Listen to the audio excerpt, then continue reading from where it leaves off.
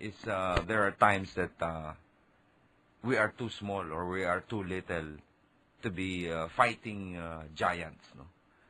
Kayo, you almost became a world champion. Bobby is a world champion. He's fought with bigger giants. And I suppose he's still fighting with a bigger giant right now. Anyway, we can now be heard in Japan. Hindi yung station, ano? Yung itong conversation natin. Because Mr. Bobby Fischer now is on the line. So, Eugene, you can... let's welcome first Mr. Bobby Fischer to the show. Bobby, welcome back. This is Mid-Evening with the Beatles. I don't know if you're a Beatle fan, but I know you are definitely a fan of music. How are you tonight? So, you know. I'm here in prison, you know, kidnapped by these Japs, you know.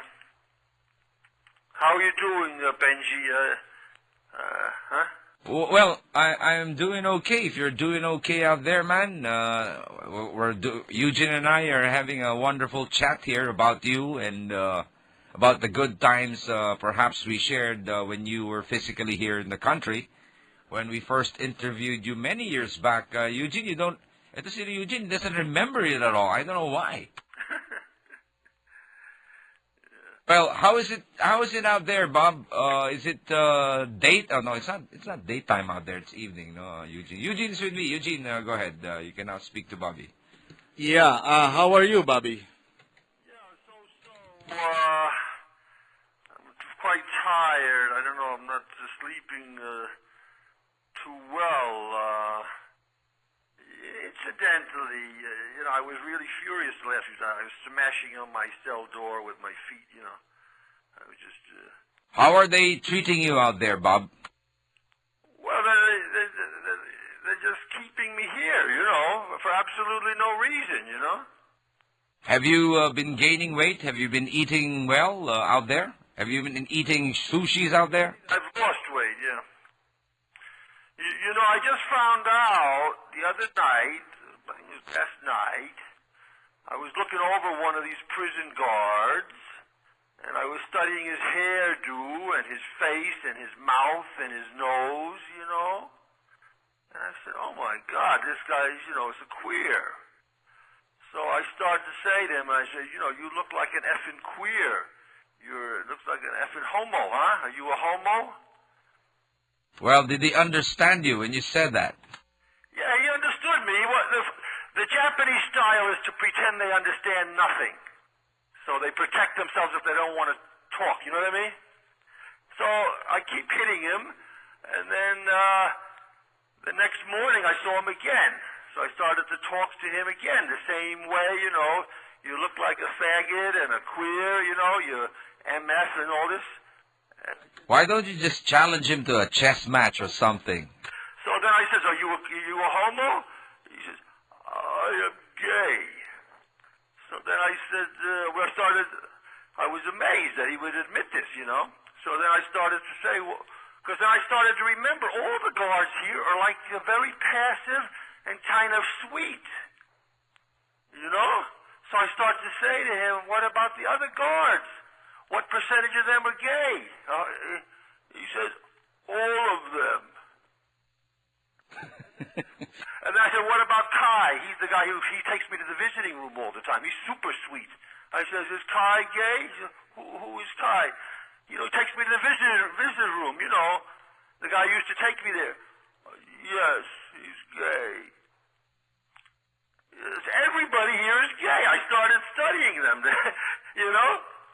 All homo guards. This country is sick, you know? And then I was asking the Filipino here, he's another one of the prisoners here, he's telling me like 50-60% of the people here are queer in Japan, you know? Anyway, Bob, you're probably enjoying a bottle of sake out there with someone, no? You're not? No, I haven't had a drink in 8 months since I've been here. No, I'm sober. I'm completely sober, stone cold sober. This is true. They are fair. They are all. I've been dividing up these Japanese men into 4 categories. First, you've got the unisex men. You know, they have any sex at all. They're like on the level of a kind of a sexless 9-year-old girl. They cry easily and so on. They're not into sex, period. You see a lot of them on TV. Then the next group is the bisexual Japanese men. The third group is the purely homosexual Japanese men, and then the last group is the straight men. Oh, also I asked this guard, I said, you know, don't you want to, he says, don't you like women? What's wrong with women? You know, I said, don't you want any children? He says, yes. He says, you like women? Yes. I said, you're bisexual? He says, yes. You know? So, Bobby, okay, I know when we're talking that unfortunately alcohol there is prohibited. How about milk? Do you have milk there? Yeah. Straight, but, you know, not, you know, just a little tiny little container, not from women, you know. Anyway, Bobby, I'm fortunate here. We have Carabao milk here, and I drink a lot of Carabao milk. Yeah. Anyway, Bob, tell us, what is the basic meal that is given to people like you out there? The basic meal, like, let's say, lunch. What goes with lunch? Is it sushi? Is it rice? What is it? Let's see. Well, about half the meals here are chicken.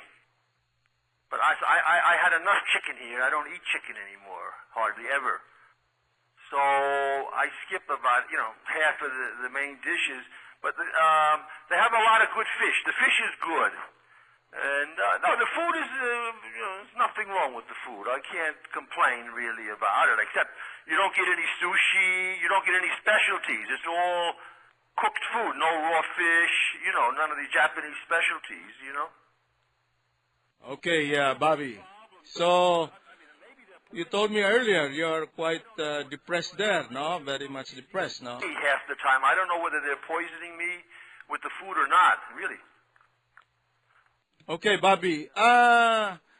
We were talking with remember your mother when he was alive? Remember, I was even talking to her on the phone when we were in Hungary. Do you miss her, Bobby? Yeah, sure, yeah. You had recollection of her? I remember, I think some kind of, you commented some FBI investigation then. Oh, yes, you know, the press has been talking a lot lately how the FBI investigated my mother for being a communist, you know. And this is true. She was investigated by the FBI, and they came around a couple of times when I was, you know, on the stoop of my apartment building. But my mother, she knew they were going around asking everybody about her, so she told me what to say, you know? What did she say you will say? She told me exactly what to say and stick to it.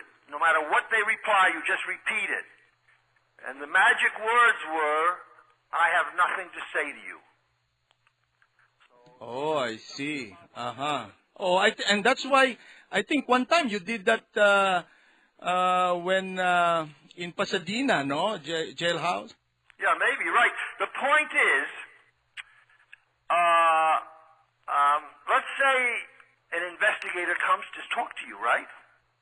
Right. If they can pretend, they can say anything or be anybody they want. They can be a drug dealer, whatever, right? But and they can lie to you. See, that's okay. But if you lie to an investigator, they can charge you with lying. So supposing they say, Bobby, did so and so, do you know anything about this murder? And you say, I don't know anything about it. All right, you can get in trouble, right? Because maybe you do know something about it, right? They can say you lied. All right. Yeah, I have nothing to say to you. You see, so the FBI people, they said, oh no, well we don't want this and we don't want that. We only want this. We're not interested. And they were exactly like the FBI people in the comic books. They were wearing suits and like a hat, absolutely, you know, perfectly and very gentlemanly. He said, no, we don't want this, blah, blah, blah, blah. No, we only want this. We just, blah, blah, blah, blah. I said, I have nothing to say to you. Then they kind of looked at each other, shrugged, and took off, you see? So, I mean, the reason I bring it up is there is so much, after this 9/11, so many investigations. Almost anybody can be arrested or you know what I mean? And charged with something or other. This is the way to answer them. Say, I have nothing to say to you, Because even if you say you know nothing, they can charge you with lying, you see? Okay, Bobby. By the way, Bobby, in your website, you put on the very top already this 2005 Aichi World Exposition. I think starting on March 25. And I think because you are very unhappy with, because Japan did nab you, you want to say something about that, Bobby? What was the question again? Well, with regard to this Aichi World Exposition this year, I do. I just want to say something else. Continue about that FBI. Okay. Sorry. I was only like a kid then. I don't know how old I was. I was like, maybe 10, 11, 12, Because my mother made me repeat those words, in front of her several times, many times. I have nothing to say to you. I have nothing to say to you, So it's good to remember those words. And also, if you have children, you have to tell your children to say those words too, because they can try and nab you on what your children say. They're so dirty now, right? I remember there was even a case, some guy was arrested by, I think it was the FBI or the CIA. They put him in a jail, and they had nothing on him. But they found out he starts to talk to himself in his sleep. So they put a mic right in his room, and then he says something, and then they convicted him on what he said to himself in his sleep. You see, they're so filthy and dirty, you really have to, be careful. Or like, for example, you remember this recent Martha Stewart case? She got sentenced. She's a famous American business lady. And then she was investigated for some kind of stock market fraud or problem. And it turned out, well, they say later that she hadn't done anything illegal. But she told, according to the story, she told the FBI investigators, or rather just the investigators, I don't know which branch of the government they were. She told the investigators a lie, and they sent her to prison for 6 months for lying to the investigators, you see? So you have to be, that's just an example of how very, very careful you have to be when the fuzz come around, Just remember the magic words. I have nothing to say to you. Well, Bobby, what exactly are their plans for you now? Or whatever these plans would be, would they be happening soonest? When? Iceland has offered to. Well, let me just first of all, Eugene just said something about Aichi, this Japanese. The Aichi World Exposition. Yeah. I want to tell everybody not to go to the 2005 Aichi World Exposition. To boycott it as a protest to this illegal kidnapping of me and imprisonment. Now I'm in my 8th month. I have never seen a judge. The charges are absolute childish nonsense. They're non-existent. This is absolute, totally political. So I'd like everybody not to go to that Aichi World Exposition. Another thing that's really I find very irritating, Benji, I just want to, so many celebrities are coming into town here as if this is a legitimate country, right? Maria Sharapova and Schwarzenegger and then this. I have a little clipping here. This Ocean's 12 crowd. They made a movie. You heard of that new movie, Benji? Yes. Yeah, they About the casino. Yeah, it's the follow-up to Ocean's 11, which I saw. Ocean's 11. Yeah, it was kind of cute, Are you allowed to watch movies out there? On TV they have, yes. But I saw that Ocean's 11 a couple of years ago before I got kidnapped. Do you understand Nipongo already? Can you speak Nipongo already? Nothing. Somehow I never had any interest to learn this language, you know. Are there subtitles with the, with the shows that you watch? No, many of the movies are in English. I watch them in English, yeah. So anyway, this Ocean's 12 crowd blew into Tokyo. This is January 20th, 2005, Daily Yomiuri. And Brad Pitt, George Clooney, and Matt Damon, right? Now, they care absolutely nothing about me, right? You see? Here I am, a fellow American, right? Kidnapped by the Japanese government. They're giving press conferences. You would think they would say something. I'm sure they've heard about this case, right? They don't say a word. I just want to read what they do say. See, this is an action flick, Ocean's 12. And here's what, just take a couple of minutes what Clooney says. I think we all know what's been in the news a lot lately. And what everybody's been talking about is on everyone's lips today, Clooney joked. Now, you would think he might be referring to me, but it's like very oblique, very mysterious, right? So, but apparently, according to this newspaper article, he's referring to the recent breakup of Brad Pitt and Jennifer Aniston.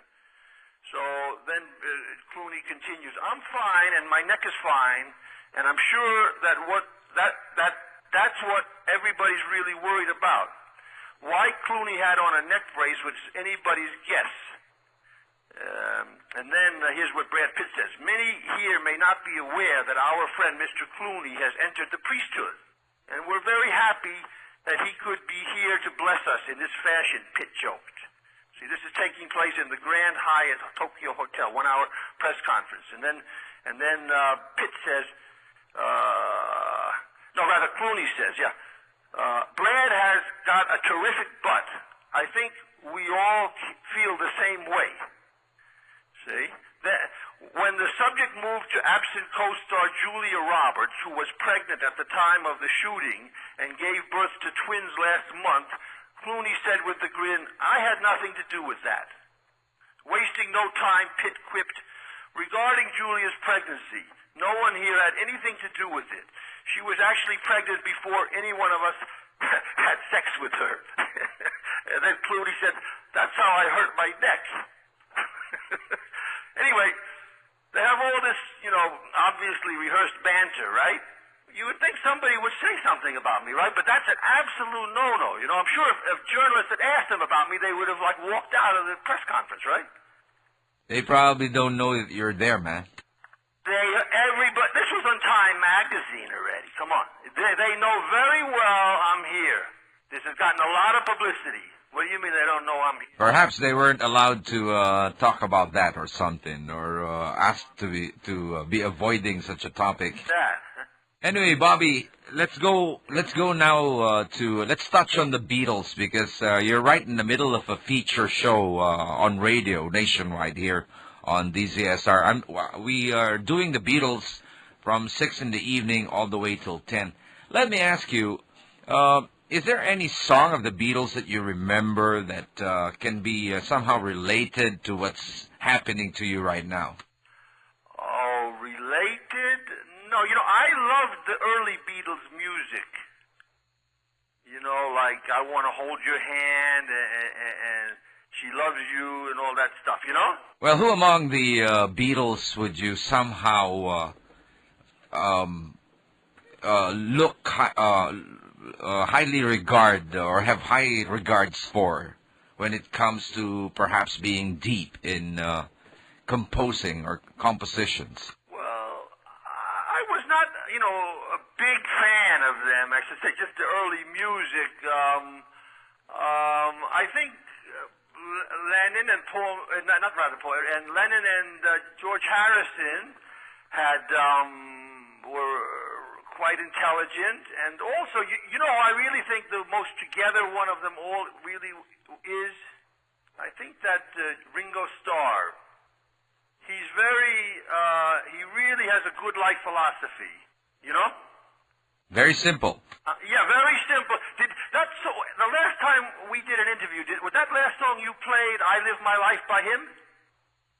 No, no. It's only right because I can't live my life for you. So, all you have to say is la-di-da. Remember that? Oh, yeah, yeah. Now I remember.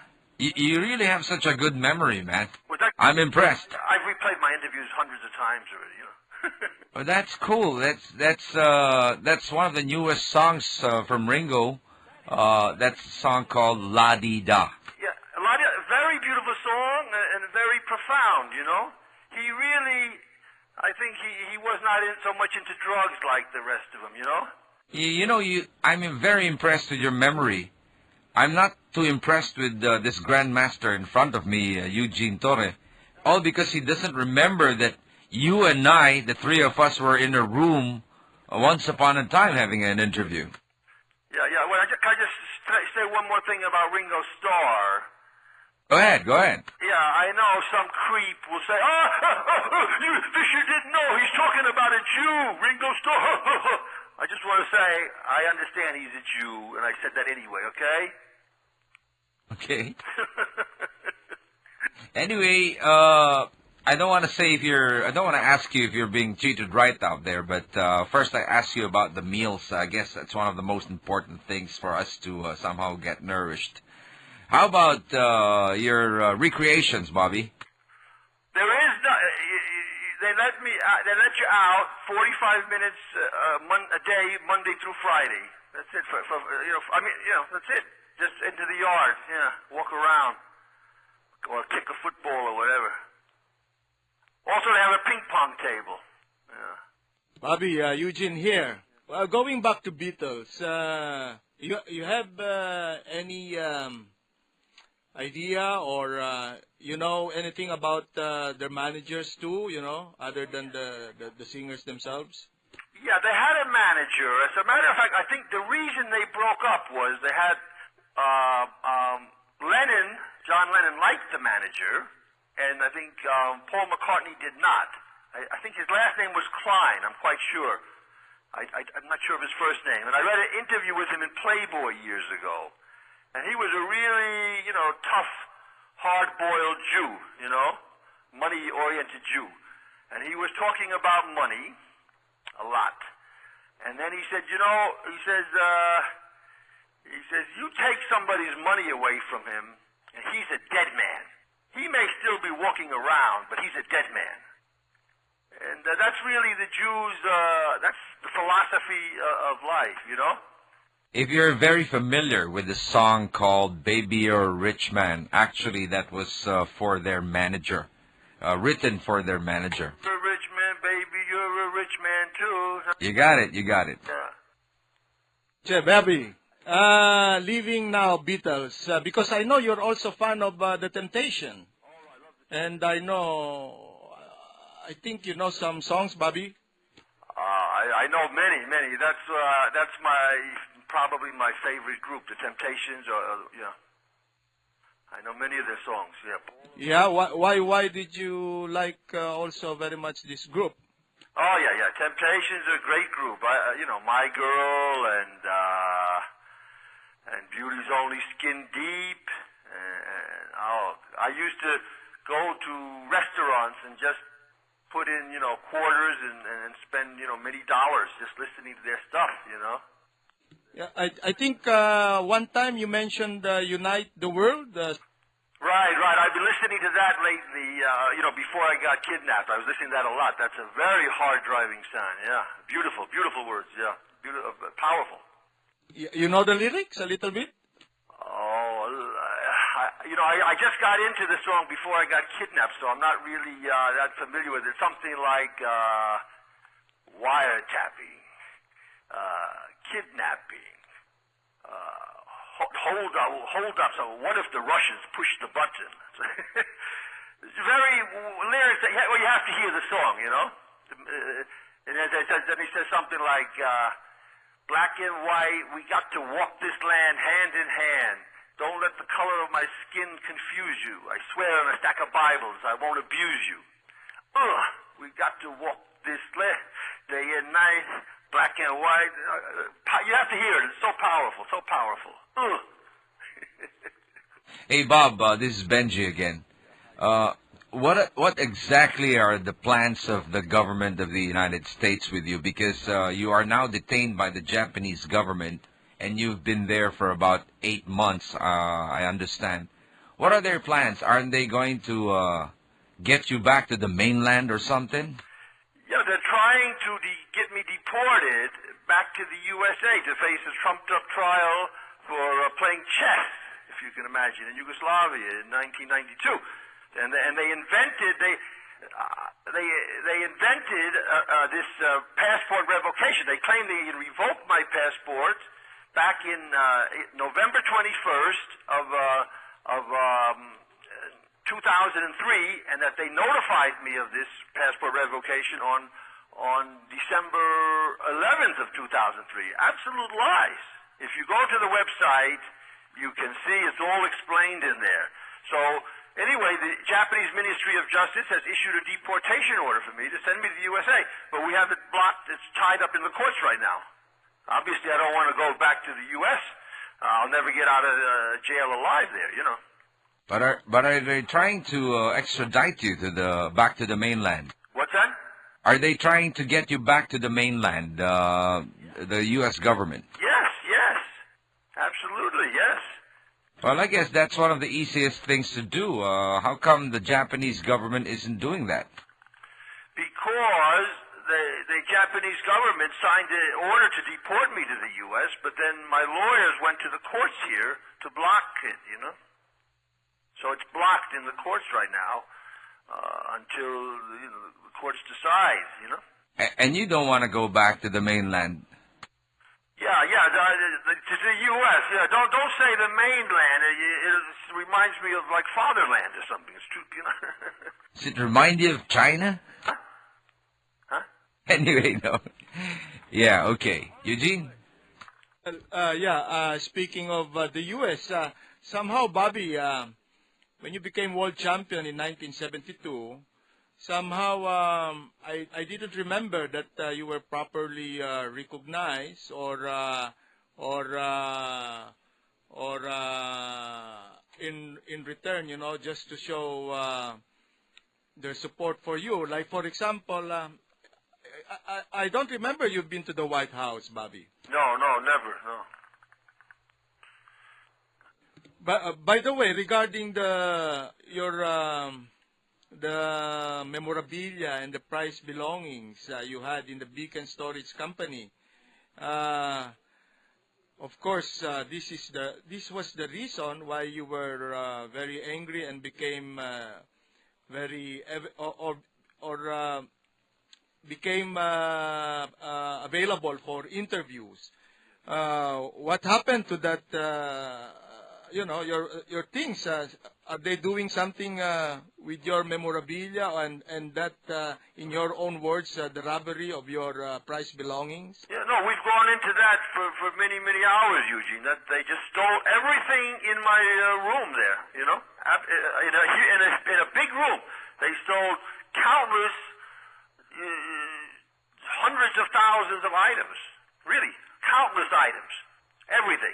All my books, all my chess library, all my mail, all my chess sets, gold coins, silver coins, clothing, personal handwritten notes, all my legal files, just everything you can think of they stole. Just a huge mass of material. They stole bank books, cash, everything. They stole my properties. They stole my photo albums with President Marcos. They stole personal pictures I took of President Marcos with my Polaroid cameras. They stole all of my private photo collections. All, you know, with you, for example. You remember we went, I think, up to Vegas, no? Yes, Bobby. Well, I returned to that, Bobby. You know why? Because I believe that's the very reason why we have all these problems and all these troubles, because you became very open against the U.S. government after this thing. Because before that you were very quiet and nobody could interview you. That's why I returned to that, because that's the very reason of all these problems. And now you are there in Japan, suffering there. So that's the reason, Bobby. Well, that's only one of the crimes they committed against me. That's, I guess, in terms, financial terms, maybe it's the very biggest, but they've committed countless crimes against me ever since I was a boy. The Jews, I'm talking about the Jews. Ever since I was a boy. Jews, you know, I was up, I couldn't sleep the other night, so I made a few notes about the Jews. This is, if I could read it, it will take about maybe 3 minutes. It's not, you know, great literature, but it's just some stuff I wrote in the middle of the night. Gives you my feelings about the Jews. Could I read it? Hello? What, Bobby? Could I read a few notes I made in the middle of the night? Take a few minutes if I read it. Go ahead, man. Go ahead. Okay. Okay. A few notes on the Jew. Jews are antisocial, destructive, intolerant, mean-spirited, deceitful, etc. They wish to destroy, ruin, kill, rob whoever gets in their way. To facilitate them getting what they want, they have developed a perverted, unnatural, destructive, evil lifestyle.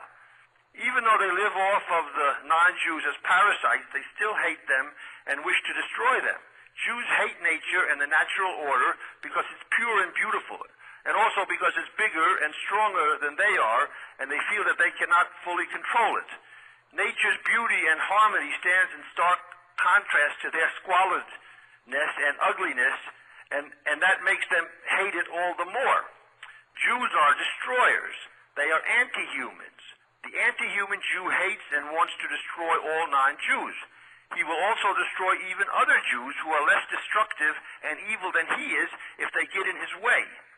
Apparently, the wickedness of the Jew is genetically based. Jews are destroyers. They are anti-humans. By the act of circumcision, the Jew shows his hatred towards nature and the natural order. By this bloody, cruel, senseless act, he shows his cruelty and sadism, and that he will stop at nothing to obtain his ends. Surely the Jews are also behind Islamic circumcision, which serves as an ideal cover and distraction from their own wickedness in this regard. Jews are truly anti-human and anti-nature. Jews are intensely selfish, intolerant, and antisocial, etc. They are full of hate, greed, malice, etc. Naturally, other people, i.e. the non-Jews, don't like being bulldozed aside, robbed, and murdered by the Jews, and will sooner or later resist. That is where the lies and deceit of the Jews come into play. ... Okay, Bobby. Hello, Bobby. Is it not possible to have, peace and unity in this world? Don't you want to improve your relationship with the Jews, or maybe so that we don't have so much, hatred, and maybe everything will be good, Bobby? That's like the song, Unite the World. I would just say, we got to walk this land day and night, hand in hand. Yeah, no, I don't think there'll be any peace until these Jews are dealt with, Eugene. These people are animals. They're just bastards, absolute animals. Maybe something can be done so that peace will prevail, because many people are suffering when there is so much fighting, Bobby. Yeah. Well, it would be nice. What did John Lennon say? He said, all we are saying is give peace a chance, right? Right. But the U.S. doesn't believe in giving peace a chance. I remember in Gulf War I, they had... They showed the GIs, with the bombs, getting the bombs ready to be put onto the airplanes, And they were writing on these big bombs words, like one of them said, Saddam, this one's for you. Another bomb said, give war a chance. Hey, Bob, I have your listener who wants to know how old you are. Isn't that a little personal? No, that's all on the record, Benji. Okay, he's asking. His name is Eugene, actually, another namesake. Okay, that's cell number 4714. It's asking you how old you are. Yeah. I said this is all on the record. I'm 39 and holding, like what's that song by the one-man circus. What's that guy's name? Excuse me. You say you're 39? I'm 39 and holding, like Jerry Lee Lewis. Okay. I thought that was in yen. No, I'm 61. I'll be 62 in March 9th. And then here's another caller or texter who's asking, who was this Beatle detained in Japan sometime in the late 80s? And it was the answer, of course, Paul McCartney was detained for marijuana. He had cannabis stashed in his bag. Yeah, 12 days. You heard about that, huh? Oh yeah. I was also detained for marijuana here, but it was a trumped-up charge. This was when I came in here in the year 2000. Yeah, believe it or not. They held me for 18 days. Wow, okay. All right. Yeah. Bobby, another great performer, of course, Michael Jackson, eh? Right, yeah. Also, Michael Jackson is, he's like Jackie Wilson also somehow, no? Some similarities. Yes. I read that he toured with Jackie Wilson when Jackson was a boy. He toured with Jackie Wilson. Yeah, that's great, no? And of course, you love a lot of songs of Jackie Wilson, no? Like Ask, Chain Gang, Shake a Hand, no? Yeah. I love that guy. They say he was murdered by the Jews. Yeah. Okay. Well,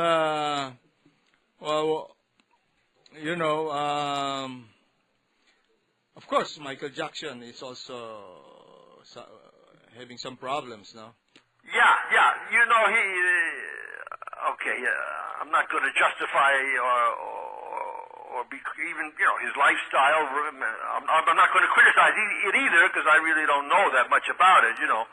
But irregardless of his proclivities, as far as sex goes, the fact is. This is a conspiracy, in my opinion, by the Jews because, for two reasons, or several reasons. One reason is, if you remember one of his songs, he said in one of his songs, "Don't Jew me." No, I don't remember, Bobby. Yeah, Benji, you remember that? No, Bob, no. Yeah, in one of his songs, he said, "Don't Jew me," and I remember that very well. And there was quite a big controversy. I think this was back maybe in the late 80s, sometime around then, or maybe earlier. It was in the 80s, I think. And the press was very, the Jew press was, of course, very angry about that. And that's okay, but they have not forgotten that. And also, regarding the Beatles, he owns the Beatles songs. You know that? He owns all of their songs. He bought them for like $200 million a long time ago. Really? You mean Michael Jackson owns some of Beatles songs? He owns their whole collection, yeah. Oh, yes, somebody said here that he owns practically the whole collection. Yes, Eugene, he bought the rights to all the songs of the Beatles. Right. So the point is, I believe, you remember Mike Tyson, right? The boxer. They practically wiped him out, even though he made, hundreds of millions as a boxer, right? Now, right. He went into bankruptcy and so on. Now, I think they want to do the same thing to Michael Jackson he's already put his Neverland ranch up for sale, right? And I think they want to get his Beatles song book, album, his rights. And I think that's what this is all about. I mean, I think it's because also he's in a lot of debt himself. Besides, he owes banks a lot of money. He has a very lavish lifestyle, So they're out to get him. I think he's he's a very kind person, a very nice person. Now, he's emotionally disturbed. There's no question about that. Just hold it, Bobby. We're going to go into a break for a while, huh? Just hang on. We got game. Okay, we're here at the Rizal. Reporting live from Doha, Qatar. And action continues here at the Canada from the boxing competitions of the Vietnam Sea Games. We got drama. This morning, an attempt on the life of Patapa President. The chairman, however, denied all the allegations. PA-66 Philippines, labanan dalawa. 3 seconds, Sunday, Burkina Faso, And the thrower is Toyota winning over Crispa. Interviews and analysis on topics surrounding the sporting world. Aki, what went wrong with Talking Text game against Coca-Cola? We just came out of a tough series. There is really a pressing need to improve the training and support for our athletes bound for international competition. DZSR Sports Radio 918. We live to give you sports. 27 minutes after 7 o'clock in the evening, you're listening to Mid-Evening with the Beatles. In a while, we'll be continuing, of course, with our super session, our super feature. Hang on, Beatle fans, as we are interviewing Mr. Bobby Fischer live and direct from Japan, okay? Hey, Bob, are you there? Hi, Benji. So what I was saying about Michael Jackson, he's a very nice person, very kind person, but he's obviously emotionally and mentally, ill. When he went to see these plastic surgeons about, changing his face and his skin and everything, instead of giving him counseling and telling him, to see a good psychologist and improving his image as a Negro, they have taken advantage of him unmercifully, just destroyed his face just for money and for sadistic pleasure. That's my honest opinion. So people are blaming Michael Jackson for what he has done to himself. Of course, you could put the blame on him, but I think the real blame goes on the surgeons, because this should never be allowed. You do not.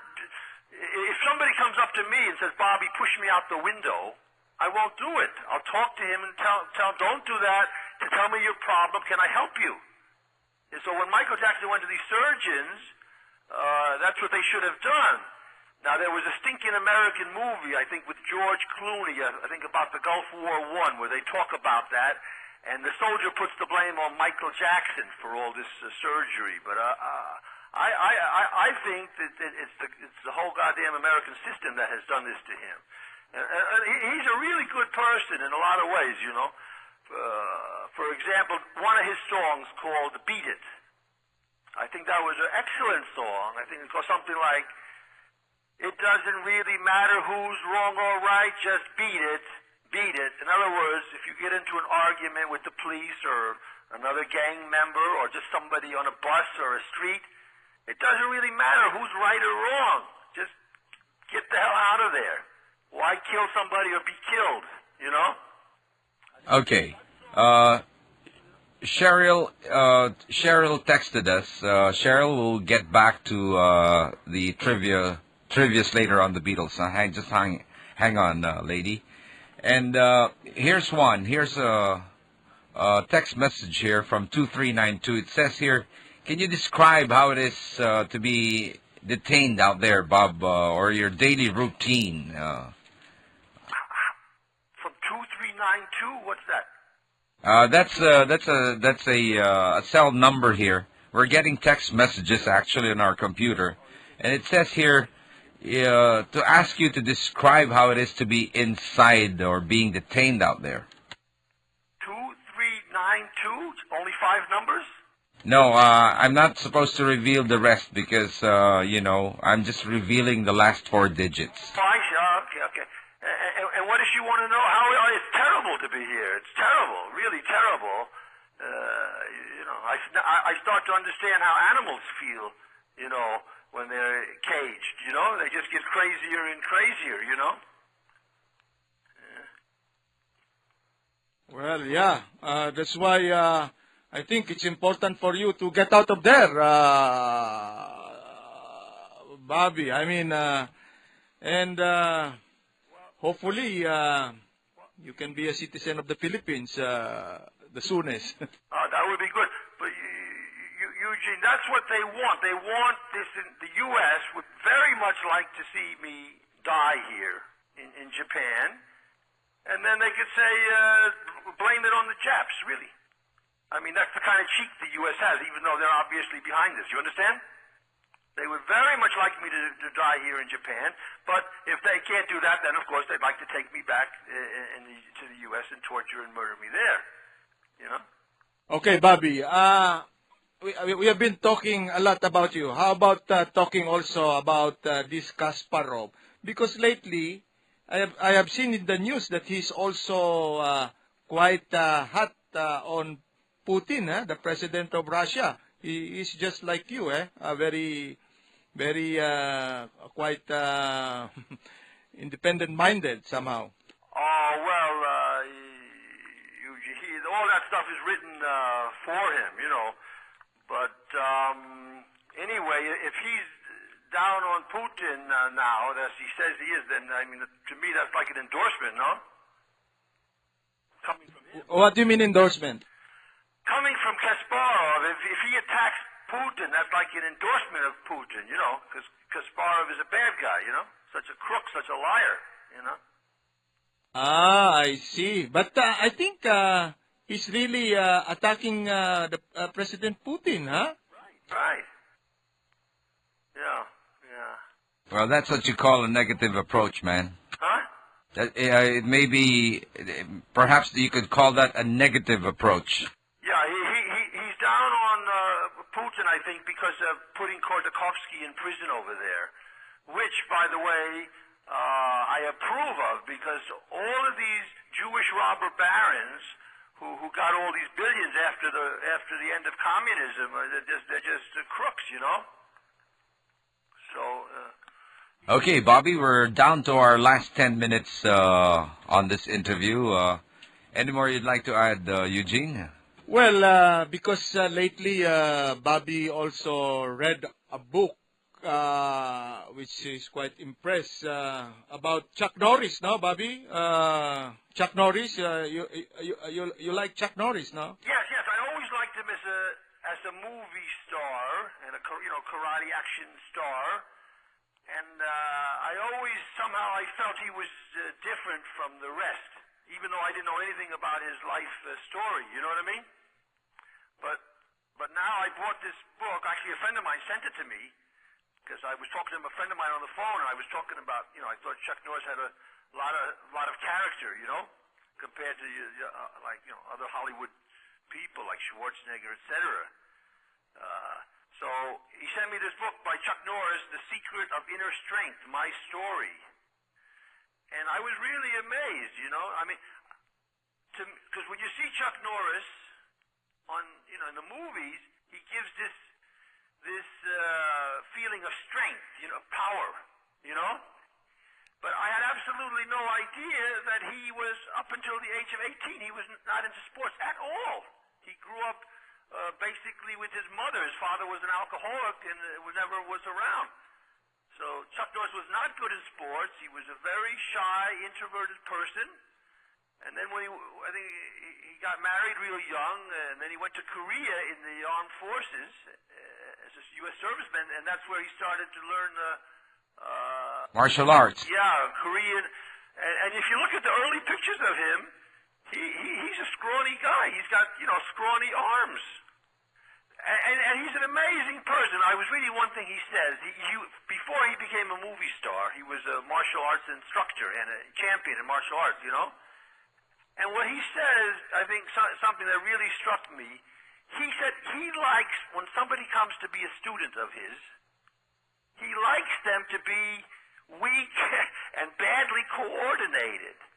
Rather than, be strong and well-coordinated and fast. He said, the people who are badly coordinated and unathletic, he said, they're better students. They try harder. They stick with it more. Whereas these people who have the coordination and the speed, they drop out, They don't stick to it usually. But you, Bobby, you have the talent, but also you are hardworking. Yeah, that's true. But it's really an amazing book. He's got a couple of other books I want to read too, you know what it's good about? He has all these principles that he teaches throughout the book, and in the back of the book he says things like failure is only a matter of interpretation. The only time you really fail is when you don't learn from the experience.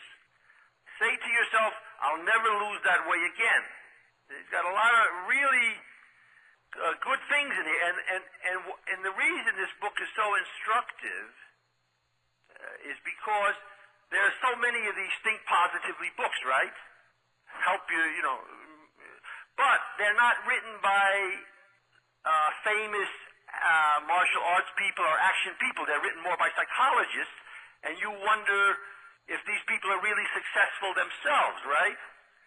But his life, he made himself from nothing. He was dirt poor family. I think he's a part American Indian, and not physical. Came from a broken family, not a solid family life with a drunken father, and he did it all by himself. It's really very inspiring. My only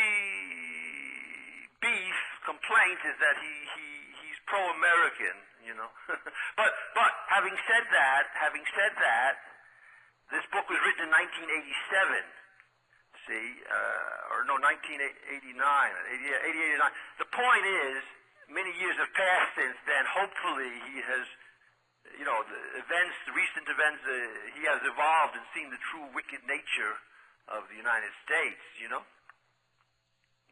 But I think he's really an amazing person because he's really got a lot of love. And also the book, he doesn't try to brush out all of the things that some people would criticize. Like he had a time where he got tired of his wife and he wanted to go out dating, and so many things like that. He's a human being. He doesn't pretend to be perfect at all. He tells so many mistakes he's made. Well, a lot of Filipinos really love the guy. He's been here several times doing a movie. Anyway, Bob, do you still find time to play chess in your cell? Yeah. One other thing about Chuck Norris, or another thing I criticize him rather, unhappy about. I read in his book he made a movie in the banded state of Israel. Terrible thing. Of course, I played chess once myself in Israel too, before I understood all these things. So I'm not condemning him, but he shouldn't have done it. Nobody should go to Israel to play chess or to do movies or anything. That country has no right to exist. It's a bandit state. All the Jews should get the hell out of this so-called Israel. All this is Arab land. It should all be given back to the Palestinians. Not just the occupied territories, not just the Gaza Strip. The Jews have to give back Jerusalem and Tel Aviv, Haifa, the whole country. Che, Bobby. Okay, can you, since Jackie Wilson, you remember before we are leaving soon, so with Jackie Wilson, do you know some songs? Like, I remember when we were talking, how is this asked? Ask. Oh, yeah, I don't remember all the, Eugene, my brain is like half functioning in here, Okay, I know, because you have some problems there, very difficult. Anyway, and I don't know, Bobby. Us, and then I remember Chain Gang also, and I think he had this beautiful one, the Shake a Hand, no, Bobby? Yeah. But this Ask is it's not a very well-known song of Jackie Wilson. It's like a kind of a spiritual, something like, ask, and he will hear you. Ask. He's always near you. If you pray to him each day, he'll always stay in your heart. Something like that. Very beautiful lyrics, And I think Jackie Wilson was the idol, or the one somehow Michael Jackson imitated, no? Even their side face somehow, some similarities before Michael Jackson had this operation, no? Not his operation. Jackson has had, I think, countless operations, huh? Right. So,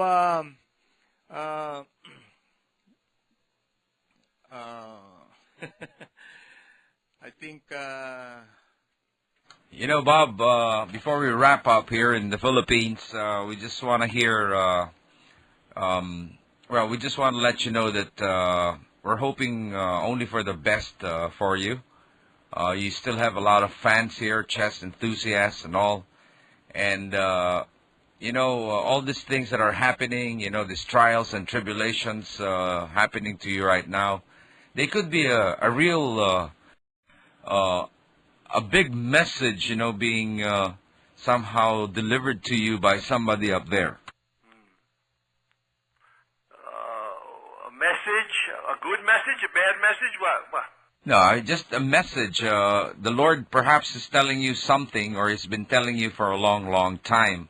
Now it's just up to you to discern on what you're going to be doing next. Something like that. Maybe, yes. One day I was in a car with somebody in Manila, and I think I heard you preaching. Was that you? I think so. Now, I usually spend about 15 minutes of my show, the last 15 minutes of the show, reading a Bible verse or two. Yeah, it was wonderful. No, yeah.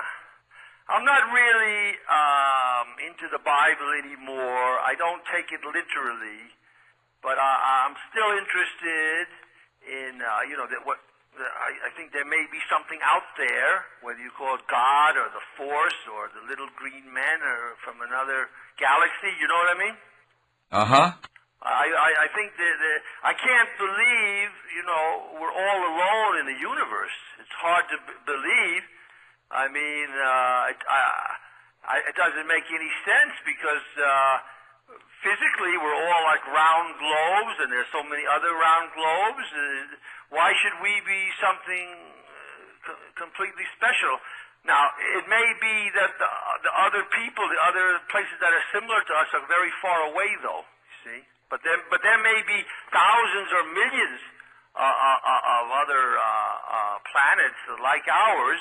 The question is, have they ever, made contact with us electronically or come here or whatever? This I think we still have to learn, but I think it will turn out eventually that there are, just countless other living, planets with living beings, because that's the history of our growth and our understanding, right? We used to think we were, the center of the universe, right? The sun went around us, and we were totally unique, created by God. But now we're learning we're just one, planet, and there are billions and trillions, And really, it's like 200 years ago, we knew practically nothing compared to today. So I think it stands to reason in 50 years or so from now, it'll turn out we knew practically nothing today compared to then, So I have an open mind about all of these things, and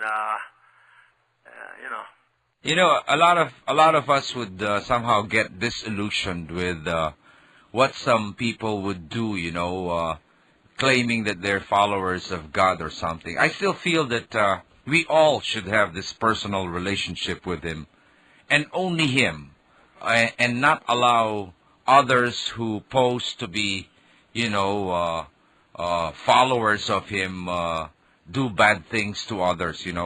It should really be a personal relationship. I hope you still have that, Bobby. Well, you said to him. Well, how do you know it's a he? Well, it's definitely a him, man. Why? Well, let's not pay attention to the sex, be it a him or a he or a she, but it all points to that. Well, the point is, Benji, I feel, to me, all these books are a lot of rubbish. Like, I think that sort of ties into what you just said. The Bible is rubbish. The Quran is rubbish. The Bhagavad Gita, whatever, is rubbish. The Old Testament it's all rubbish. It's all nonsense. All this so-called Word of God stuff, That's why. But that doesn't mean there's nothing out there. You understand?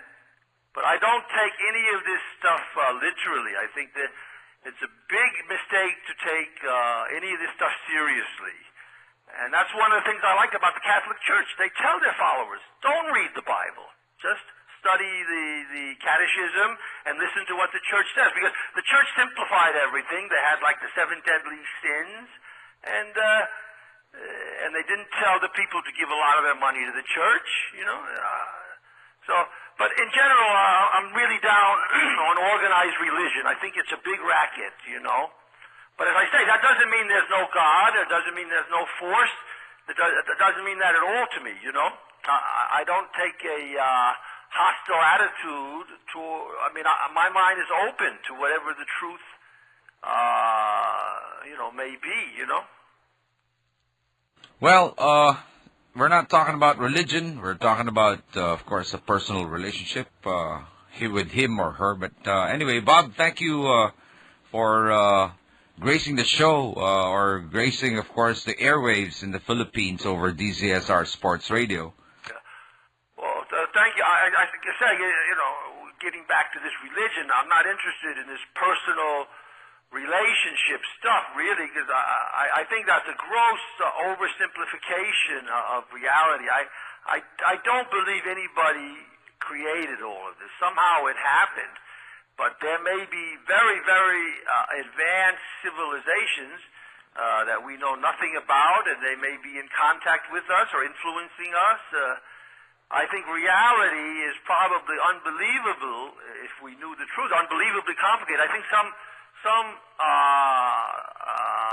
space scientist, astronomer or whatever, he said the universe is not only more complicated than you imagine, it's more complicated than you can imagine. Okay, Bobby. So I think on that note, I'd like to say hopefully, Bobby, you can get out of there soon, so that you're not getting also any younger, Bobby. And I think it's no good that in your old age you will be there, and already it's 8 months. That's incredible. That's too much, especially for you who had given so much honor and prestige to America at the time when you won the World Championship against the Russians, Bobby. Yeah. Can I go off the air singing a little All You Need Is Love? Yeah, please sing All You Need Is Love.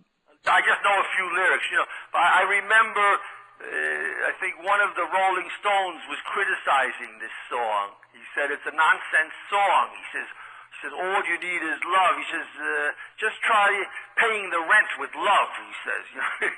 But anyway, the lyrics are something like, all you need is love. All you need is love.